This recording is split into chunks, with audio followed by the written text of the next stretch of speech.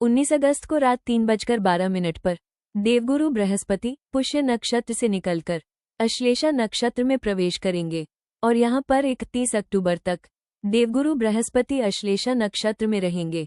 देवगुरु बृहस्पति ज्ञान, विवेक, समृद्धि और विस्तार के कारक हैं और जब यही गुरु अश्लेषा नक्षत्र में आते हैं तो उनकी ऊर्जा एक अलग ही गहराई प्राप्त करती है।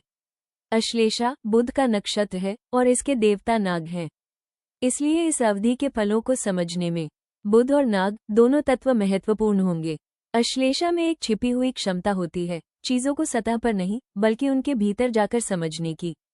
अश्लेषा नक्षत्र के स्वामी बुध हैं, जबकि यह कर्क राशि में स्थित होने के कारण चंद्रमा का प्रभाव भी रखता है, इसलिए यहाँ बुद्धि और अंतर्ज्ञान दोनों महत्वपूर्ण हो जाते हैं। यह एक तीव्र और सूक्ष्म नक्षत्र है और इस अवधि में कई बार आपका अंतर्ज्ञान ही आपका गुरु बन सकता है, लेकिन यही वो स्थान है जहाँ सावधानी भी आवश्यक है।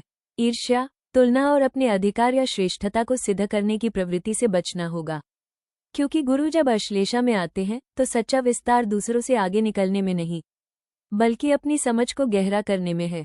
अंतर्ज्ञान को सुनिए लेकिन अहंकार को नहीं, ज्ञान को अपनाइए लेकिन तुलना को नहीं। बुध के नक्षत्र में बुद्धि, शिक्षा, सलाह, कागजी काम, लेखन और व्यापार जैसे विषय सक्रिय हो सकते हैं। इस समय का मूल मंत्र है, जो कुछ नया सीखना हो सीखिए, जो समझ न आए पूछिए, किसी समझदार व्यक्ति से सलाह लीजिए और जरूरी बातों को लिखित में रखिए। ध्यान रखिए, ये राशि परिवर्तन नहीं है, यह नक्षत्र परिवर्तन है। यानी राशि वही है लेकिन ऊर्जा की दिशा और फलित का स्तर सूक्ष्म रूप से